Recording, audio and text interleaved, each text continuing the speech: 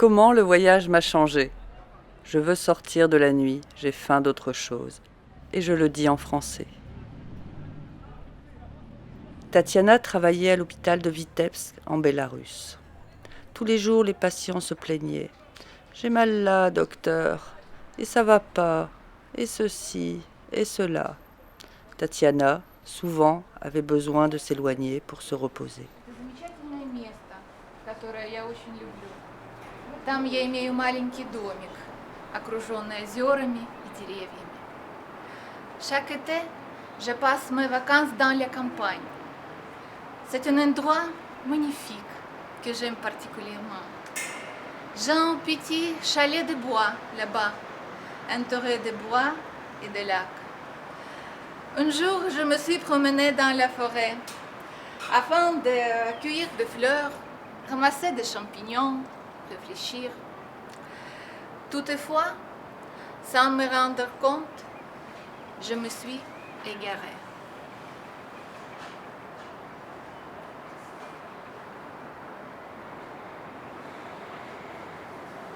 Il faut savoir que les forêts biélorusses se consistent de marais et de bois très denses, sans oublier la faune nocturne, les loups, les ours, les renards, les serpents. Le crépuscule arrive. Le soleil tombe. La pénombre envahit la forêt. J'ai peur. Ivana venait de finir ses études d'architecte paysagiste à Belgrade. Fière et très heureuse d'avoir son diplôme, après quelques mois de vacances, elle décroche son premier emploi. Kako sam bila srećna da završim školu i da sve te pejzaže iz moje glave i sve te izmeštane prostore koji su ostali samo u teoriji i nisu otišli dalje od papira, da konačno izađu i da ih pustim da počnu da žive konačno svoj život. J'étais très heureuse que j'ai fini mon école et de tous ces paysages qui ont été dans ma tête, et tous ces espaces imaginés qui sont restés tout le temps juste en théorie et qui ne sont pas partir plus loin que des papiers, de lui, de vous laisser commencer à vivre. J'ai trouvé un travail, j'ai commencé à travailler pour un bureau d'architecture pas loin de ma maison. Mais j'ai vite compris, ils n'ont pas vraiment besoin pour moi. Ils m'ont pris juste pour montrer qu'ils sont un bureau très moderne, et très avancé, et interdisciplinaire. Et ils ont un architecte paysagiste entre eux. Mais architecte paysagiste qui ne travaille pas, qui seul.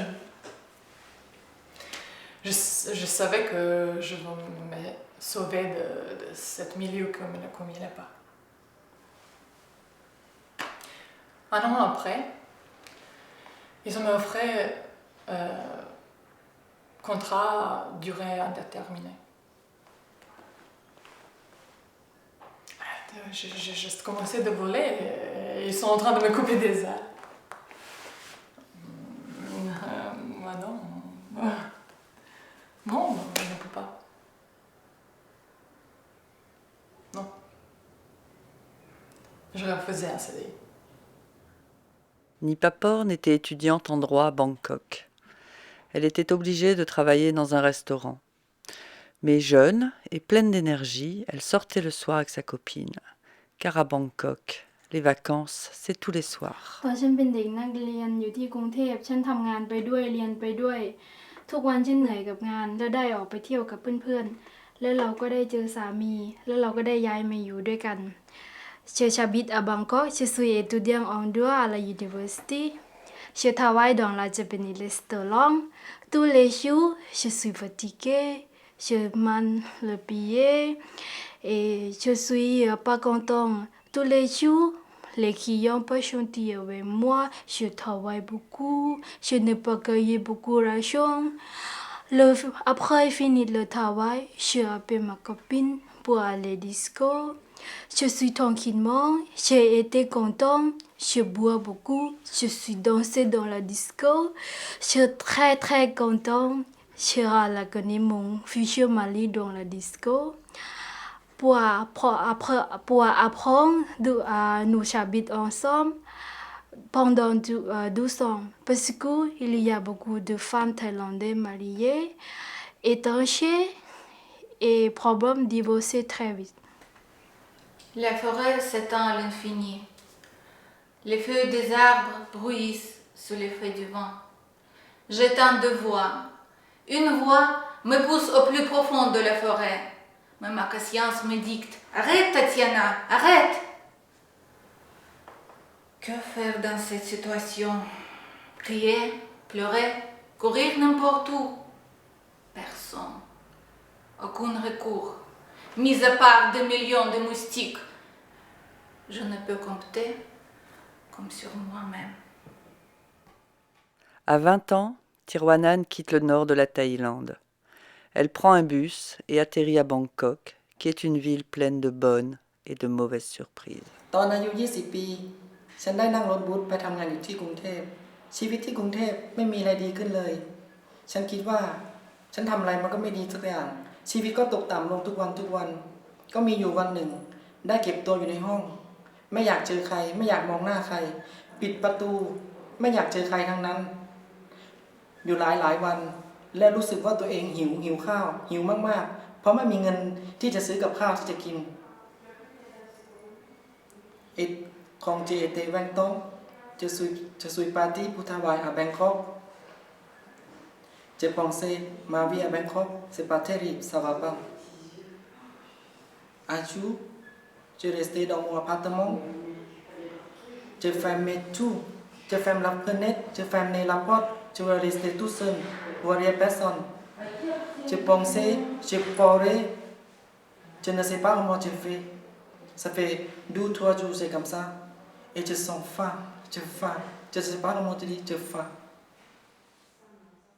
Suzanne est partie de Taïwan à 15 ans pour l'Afrique du Sud. Là-bas, elle a rencontré son premier mari, chinois, avec qui elle a fait fortune et eu un fils. Ruinée par leur associé, Suzanne a dû vendre le peu qui leur restait pour acheter les billets d'avion pour rentrer en Chine chez ses beaux-parents. 在这1年当中，他们给予我们很多的生活上的支持，但是我与我的丈夫并没有很好的交流。我尝试着想要与他沟通，找出我们的未来，但是他每次都拒绝。于是我决定放弃了。我决定要带着我的儿子回到台湾去。Après on a avoir recu Afrique du Sud. On arrive en Chine, Qingdao. Pendant un an, on habite dans la chaise de mes beaux-parents. Pendant un an, ils nous aidaient beaucoup pour tout. Mais je ne vois pas de futur.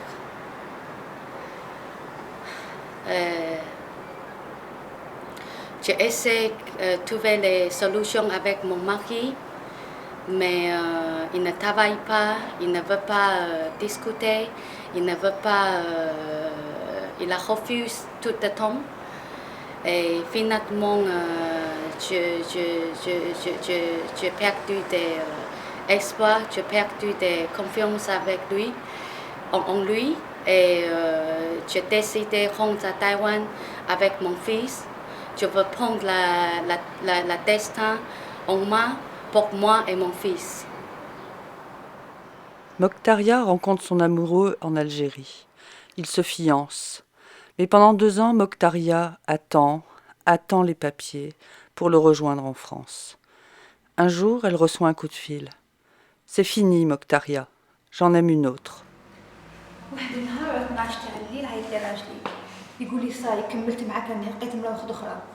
قلت له وعلى شكاين قولي شكاين قال لي صاير راني كملت معاك وسي فيني انا وياك ضربت روحي وخبطت وقلت يا ربي وعليه يا ربي واش درت له مخروعه يا ربي اللي غنشوف واحد نديرها عمري. واحد الايامات تلاقيت مع جارنا قال لي بلي حكيت له المشكل تاعي، قال لي بلي ما عندكش مشكل غادي ندير لي بابي تاعك وندير لك الفيزا ونعمل هذا. قلت له صحه. رحت هنايا قعدت نقرا شويه من بعد كي ملي جيت لقيت على الفيزا في الباسبور تاعي وقال لي صايره ها هو الفيزا وتروحي لفرنسا. فرحت قلت الحمد لله يا ربي. Un jour et à minuit, mon mari m'appelle, il me dit Mokhtaria, c'est fini entre nous. Vis ta vie, ça y est, je vais me marier avec une autre. Je lui dis pourquoi tu m'as fait mal? Pourquoi tu m'as laissé tomber? Je suis ta femme. Il m'a dit, j'ai dit c'est fini, c'est fini. Il raccroche le téléphone. Et moi j'ai commencé à pleurer. J'avais triste, j'avais mal au cœur.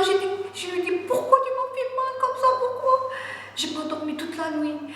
J'ai dit, il faut que je trouve une solution pour le rejoindre. Je le vois tête à tête, je vois la vérité.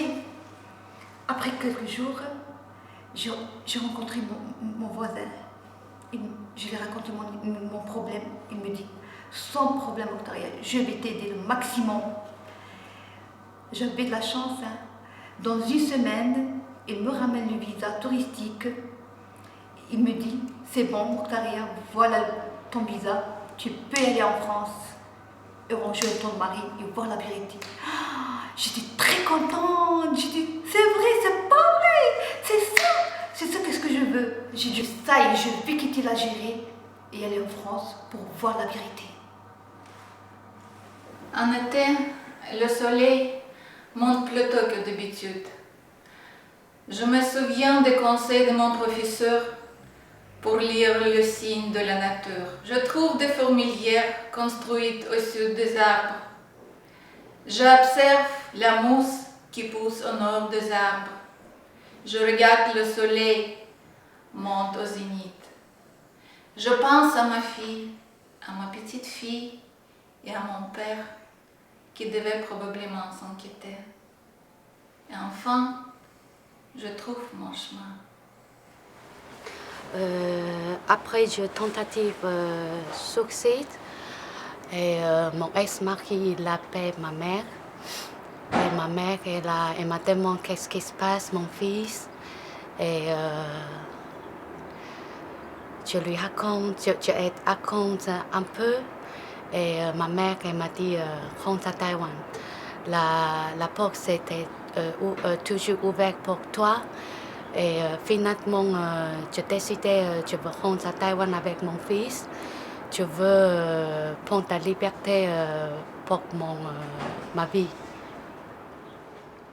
Lise est étudiante en chimie à Mexico. Mais trop libre, trop indépendante, Lise dérange et se pose beaucoup de questions. Por muchas razones, yo estaba deprimida. Me la pasaba llorando todo el tiempo. Pero un día decidí que la tristeza no era para mí. Decidí partir lejos de todo lo que me hundía y me detenía. Después aprendí que un lugar nos hace renacer, nos da luz para poder renacer. J'étais déprimée, mais un jour, j'ai décidé que la tristesse n'était pas pour moi. J'ai décidé de partir loin, de quitter la grande monstrueuse ville de Mexico avec 21 millions d'habitants et beaucoup de pollution. J'ai appris qu'un nouveau lieu nous fait changer de décider.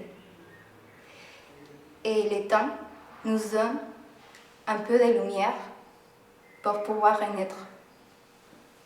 Alors, j'arrive à Vancouver et je vois une magnifique ville avec plein de nature et de grands bâtiments modernes à côté de la mer. Je n'ai pas beaucoup d'argent, mais heureusement, je trouve des personnes qui m'aident. J'arrive dans une maison avec 5 grands Canadiens, blonds et musclés, qui me prend comme sa petite sœur, qui aime bien rigoler tout le temps et faire la fête. j'étais tellement contente. À Vancouver, je me pouvais habiller comme je voulais, avec un petit short et un petit t-shirt, sans être embêtée par personne. Même à la nuit, je pouvais sortir sans aucun problème. Et c'est là que j'apprends qu'une femme peut être libre.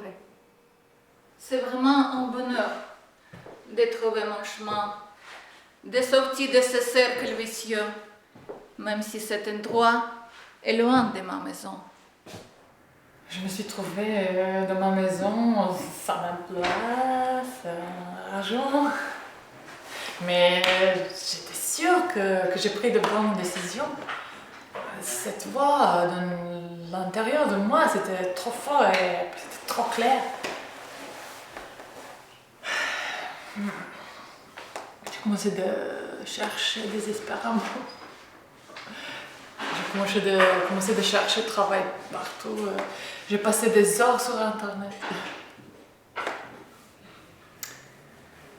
Comment justifier cet fort sentiment que j'ai raison? J'ai pensé que de ça.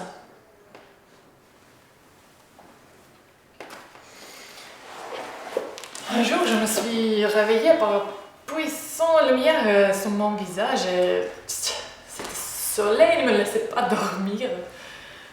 Mais j'ai vu... C'est l'été dehors, j'ai même pas vu c'est l'été dehors. J'ai compris que j'arrêtais de vivre. Je dois sortir, je dois souffler, je dois...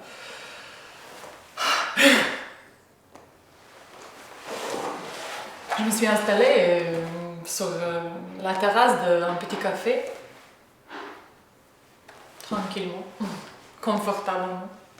Et je rencontrais une amie. Après quelques verres, elle me proposait peut-être elle peut m'aider.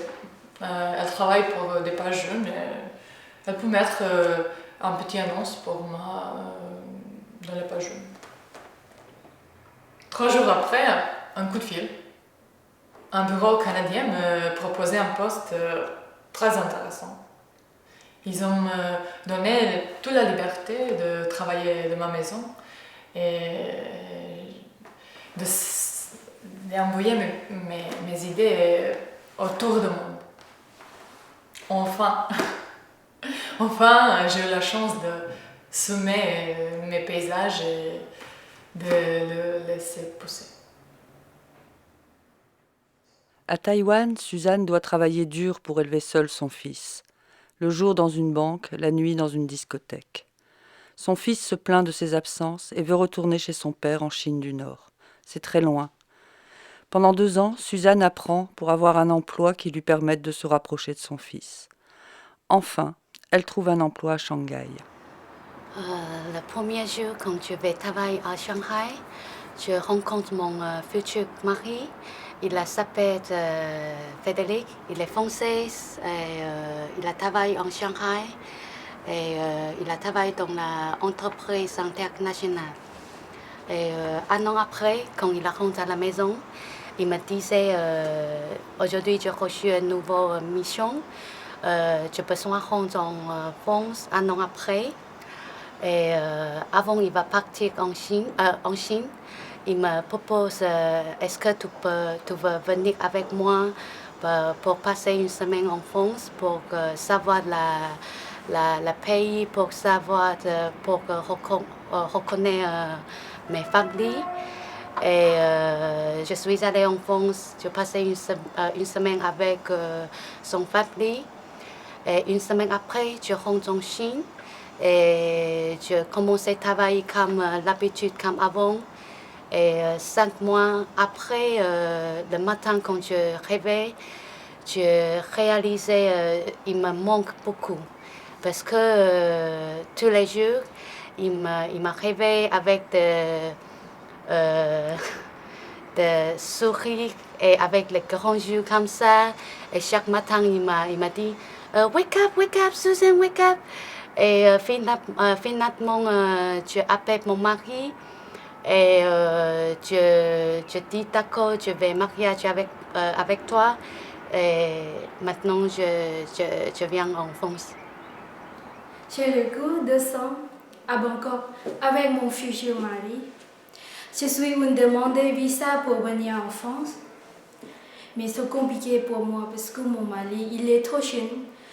Mon beau-frère, il est poussé moi venir en France, mais installé avec mon mari. Mes futurs parents, ils préféraient pour faire une belle surprise pour moi. Je me suis mariée dans la lotterie de Wien. Nous avons allé faire la fête dans le grand château. Adieu, je vais changer ma vie parce que je pensais ma vie c'est pas tout seul. Je pense toujours, maman et ma soeur, elle est à côté de moi. Ils sont gentils avec moi toujours. Je réfléchis pour partir, pour travailler à Phuket. Et il n'y a rien, il n'y a pas sous, il n'y a rien. Et ma copine, elle m'a téléphoné. Pépine, venez travailler avec moi. Je vais payer pour toi pour l'avion. Tu venir, tu t'inquiètes pas.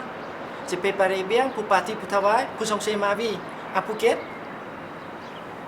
Ma vie dans Phuket, ça change. Et mieux sont mieux. Je suis bien là-bas. Un jour, je rencontrais avec mon mari.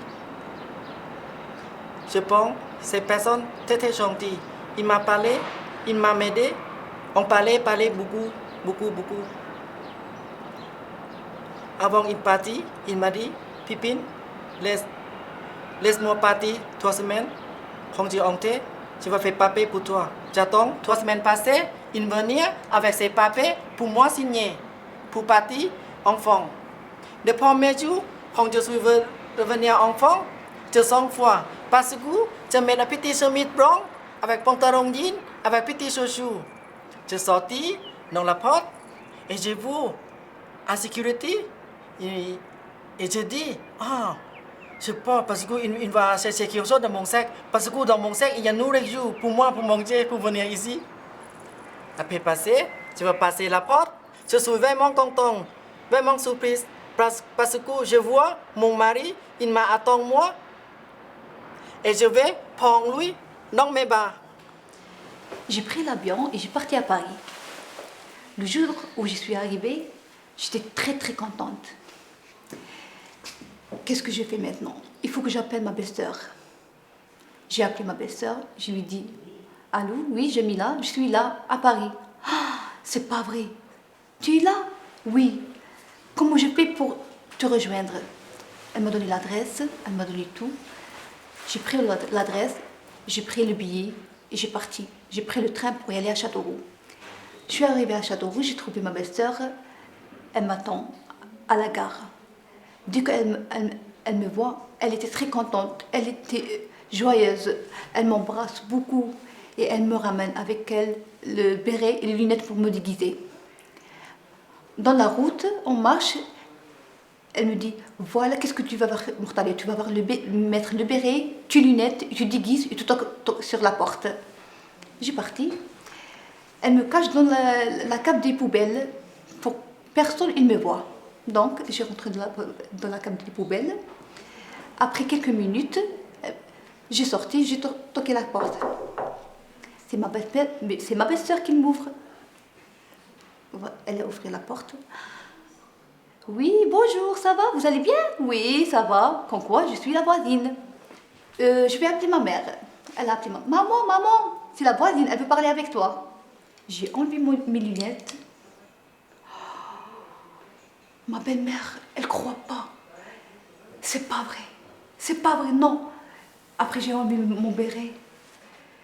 C'est Mokhtaria, c'est pas vrai. Elle me tient, elle me brasse, elle me porte comme un bébé. Mon beau-père, il pleure, mes belles-sœurs, ils pleurent. Incroyable, mais vrai. Mais pour son fils, c'était le contraire. C'était le choc pour lui. Non, il n'a pas aimé. Et qu'est-ce que je lui dis? moi je suis là pour te dire, je te quitte définitif et je vais vivre avec un autre homme mieux que toi. Après 2 mois, j'ai trouvé mon chemin. Je me suis retrouvée. J'ai sorti cette liste qui était à l'intérieur de moi, mais elle était cachée parce qu'elle avait peur. Maintenant, elle est sortie et je suis plus forte. J'ai fait ce que je veux et je suis celle que je veux être. Je ne me laisserai jamais tomber par terre encore. Je suis retournée au Mexique avec le même visage, mais avec plus de force, avec un autre esprit pour réaliser mes rêves. Les sorties de la forêt, les rencontres avec ma famille, les joies et les larmes sont à la fois. Je ne regarde plus le monde de la même façon. J'apprécie de la vie et de tout petits moments de bonheur au quotidien.